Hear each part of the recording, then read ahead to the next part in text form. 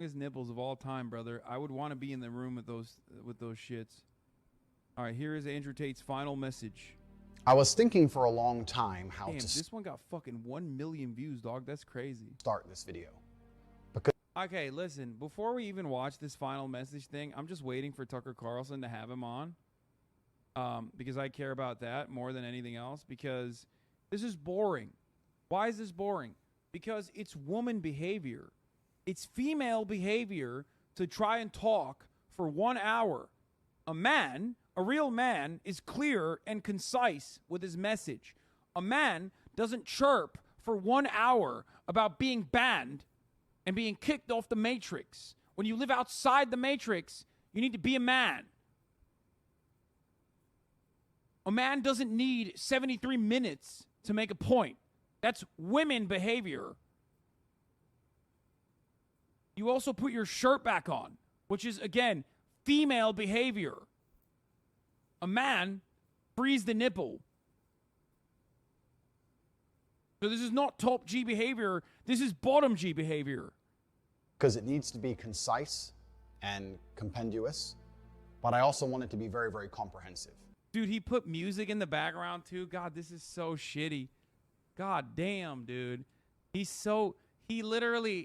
Oh God, his apology video, which I'm sure will be, first of all, he said concise, 73 minutes, not exactly concise. Also use the word compendious. What a fucking dildo, dude. This is not the good shit.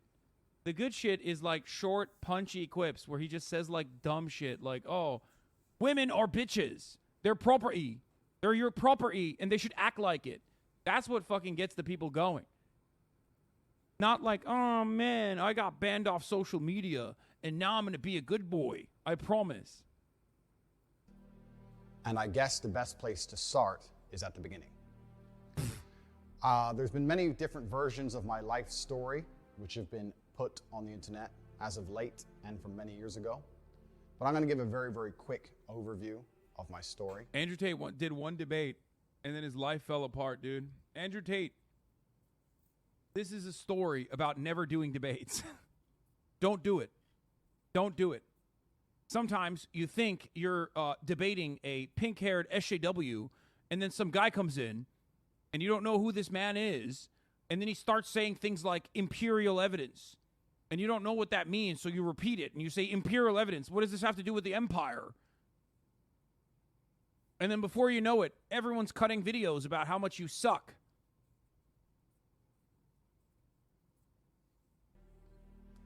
My life has always been difficult. I've certainly had a difficult life. I preach to the people who follow me that as a man, trauma and difficulty is extremely important because it's the building blocks for mental fortitude and physical fortitude. A former friend of mine was posting his shit on Facebook and his ex commented, I literally used to peg you daily. Oh my God. So I'm very, very happy that my life has been difficult because it's impossible to become a capable man or a man of my capability without struggling with face. Dude, why is everything he owns so gray? That's, again, female behavior. A real man doesn't have a couch. It also goes along like a bond layer. Interior decoration is female behavior.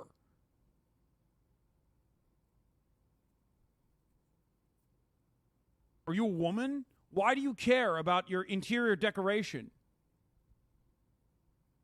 Also, it's fucking color matching his fit. Adversities without trying to overcome often insurmountable odds. I grew up in South Side of Chicago. I'm obviously a person of color. I was bullied in school to a degree, and my father always taught me to stick up for myself. I was never allowed to run and cry to authority. I was told that if... Oh man, hit the I'm a POC so quick. Like, he hit the I'm actually a POC, and I'm from the South Side of Chicago so quick, dude. It's crazy.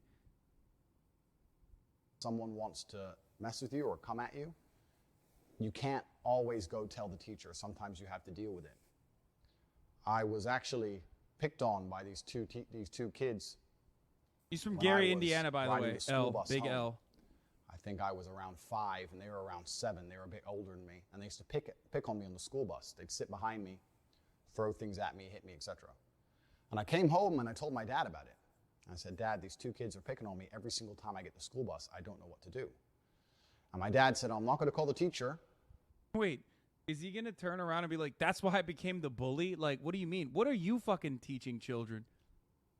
Dog, this is a villain origin story. He's like, I was bullied, so I became the bully, and then I told other people to also become the bullies. Because the teacher ain't on the bus. And I'm not going to call the school bus driver because they're busy driving. Son, if you want to deal with this, you're going to have to deal with it yourself. And I said, but Dad, they're bigger than me. What do you want me to do? There's 2 of them and they're bigger than me. And at the time, I'd just come home from school and I was holding a lunchbox. And my dad pointed and said, you have a lunchbox, son? Teach them. So weeks had passed. It was a few weeks. Dad said, do an assault with a weapon. That's awesome. They kept picking on me, and I felt myself sitting there getting more insecure, and the rage was boiling inside of me. And one day, one of them slapped me in the side of the face from behind. I was sitting on the chair. He slapped me in the face from behind. And instantly, I don't know what it was, but this was the day I had enough, and I turned with my lunchbox and swung it over the back of the school bus chair and caught him and busted his eye clean open. The plastic Batman lunch. Is that editing? No shot. He put sound effects on this? Lunchbox. Hit him in the eye, and blood started squirting everywhere. All the children started screaming. And as I did this, the bus had just come up to a stop. It was a few stops before my stop, but it had stopped. And as the bus stopped and the screaming happened, I just got up and I just ran off the bus and ran home. I've never run so fast or so far in my life. I was full of adrenaline. I just ran. When I got home, I had blood on my clothes, and my dad looked at me. Bro, what is this story time production, dude? Yo, there's like sound effects in his story. Yo, okay, I should have watched this before, bro. This shit's funny as hell.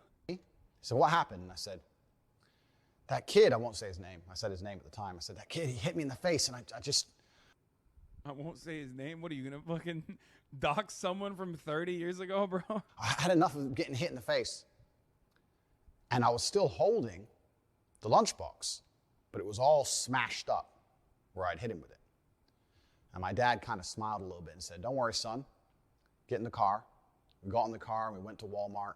We walked up and down the aisle, and he looked and picked up another lunchbox, an exact replica of the same blue Batman lunchbox, gave it to me and said, I'll buy you as many of these as you need.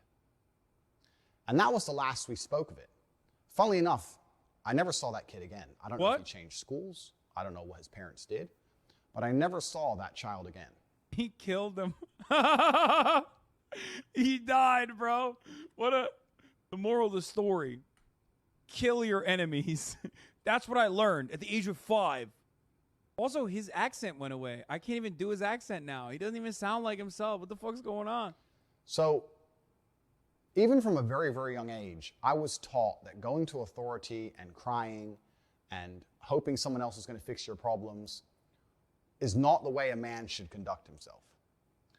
When I left Chicago, I moved to Luton, England, which was... Bro, he's from Gary, Indiana. He's not from Chicago. He's not from Southside Chicago. That's fake. He's doing the classic bit of like, listen, if you're close enough to Chicago, you just say you're from Chicago. Another classic thing is like when people grow up in, well, maybe not Dearborn, but if you grow up in like Ann Arbor or some shit, you always say you're from Detroit because like you want to present yourself as hard, okay? Now Luton is actually dog shit from what I understand. So like Luton, that part is real. Honestly, Gary got cred too. Isn't Gary, Indiana the most dangerous city in the U.S.? I don't know why he doesn't say he's from there. Why does he say he's from Southside Chicago? Doesn't Gary have the highest murder rate in America? Does it? I thought it was St. Louis.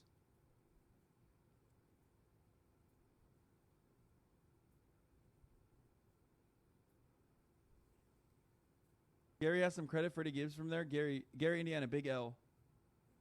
But Luton is also pretty bad.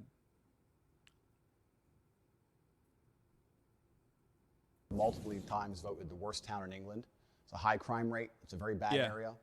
He's not wrong My mother about and that. father broke up, so I was in a... You know what it is? I think that's why he didn't say Gary, because people don't know Gary, Indiana like that.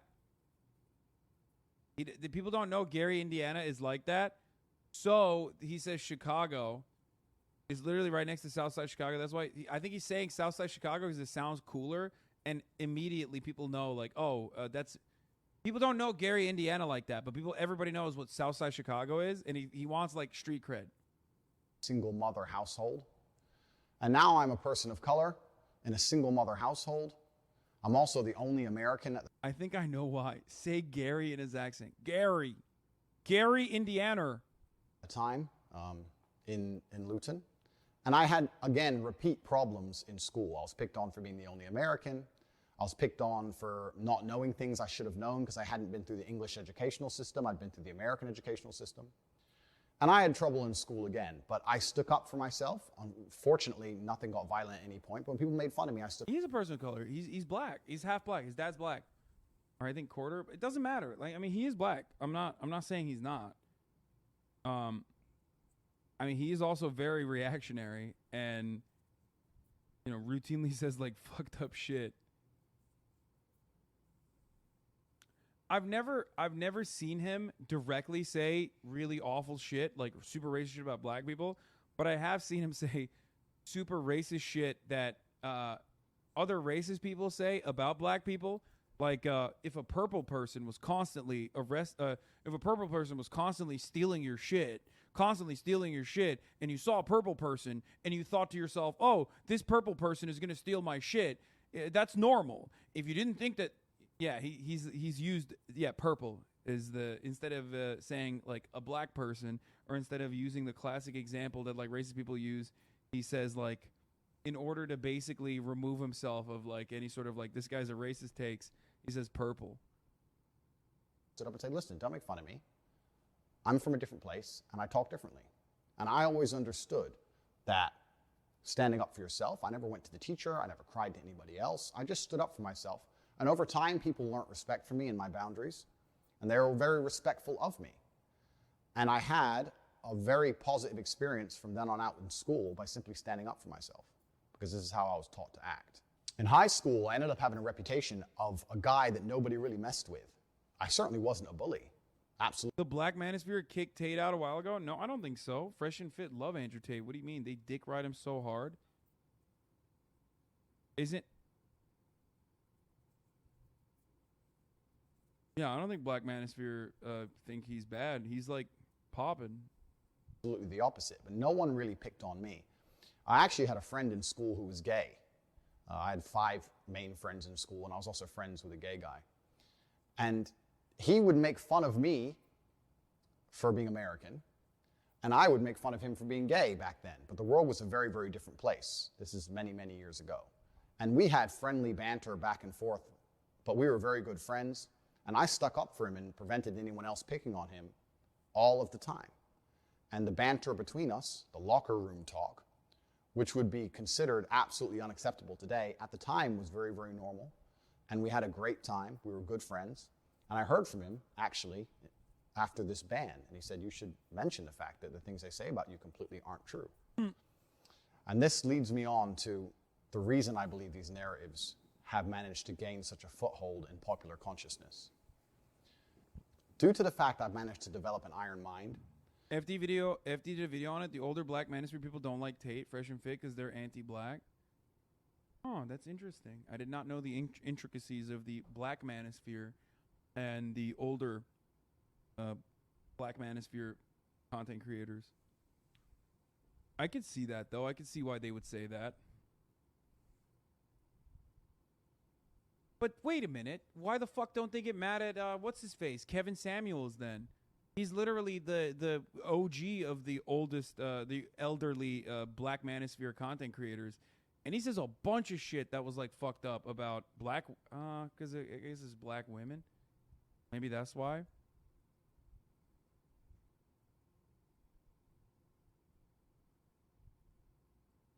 Paint is on Tucker.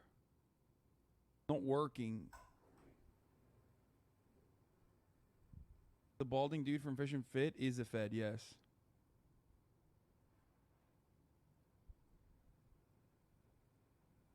What the fuck is this shit? Because I'm probably the only individual on earth who can be vilified to this level without taking personal insult and without being emotionally affected, what I've done is I've allowed certain narratives to gain traction, which I shouldn't have allowed to gain traction, because they didn't personally bother me. Because yeah, misogyny. That you were like the #1 women hater. know they are false. I live with a very, very pure heart. I'm a religious man. I go to church. Cap. Anyone who follows me in detail knows I donate huge sums of money to the church. And as long as I knew the truth of my heart and God knew the truth of my heart, I wasn't interested in lies being purported. I now understand that that's wrong. Bro, this is so funny. Come on, brother. You're a cyber pimp. The fuck do you mean? Like, you donate to the church and shit? Dude, people are so fucking stupid. I swear to God. He's like, oh, I go to church like all the time. Bro, you literally have openly talked about pimping women. Like grooming them into fucking sex work and then pimping them out. The fuck do you mean you give money to the church? What is happening right now? I feel like people have completely, like, people genuinely don't have object permanence now. I think, like, maybe the internet, especially TikTok, like all this shit just like canceled out a part of our brains that, I don't know, forms memories and shapes our opinion of individuals. Like, last week he was like, yeah, I'm pimping my girlfriends. I'm grooming them. You need to fuck young girls because they're pure. And then now he's like, I'm a religious man. I love the church. I mean, I guess the fucking young girls and impurity is that goes along with the church narrative, but last week he was also talking about how he was like sexting people and like scamming them out of their monies. It doesn't make sense. Like, what the fuck? Are people going to be like, oh yeah, you're a godly guy now? Because even though I've done nothing wrong, even though it doesn't emotionally affect me, even though God and myself know my innocence, the public... Yeah, he's like, he's a POC check, has a gay friend check, is religious and donates to the church check. He hit all these checkpoints in 7 minutes. Public consciousness has been polluted to a point where narratives are being purported which are absolutely and utterly false. And it's having a genuine negative impact on the people who I care about and the people who care about me. And despite the fact it doesn't emotionally affect me, as a man, I have a duty to protect all of those I love. And for this reason, these narratives have started to become very, very harmful. I was under understanding that on the internet, people don't like you. It doesn't matter who you are. It doesn't matter what you say. There's going to be some people who don't like you, and the people who don't like you are not interested in the truth. What they are interested in is finding some lie that they can latch onto and accelerating that lie. Damn, that editing is pretty good. He really broke the bank on this one. Whoever edited this video hit my line. You know what I mean? You're doing a good job. As much as possible. This is like way sexier than Jordan Peterson's boring ass. But anyway, it's time for Tucker Carlson, who now has Andrew Tate live. A former kickboxer who's built up a truly enormous following.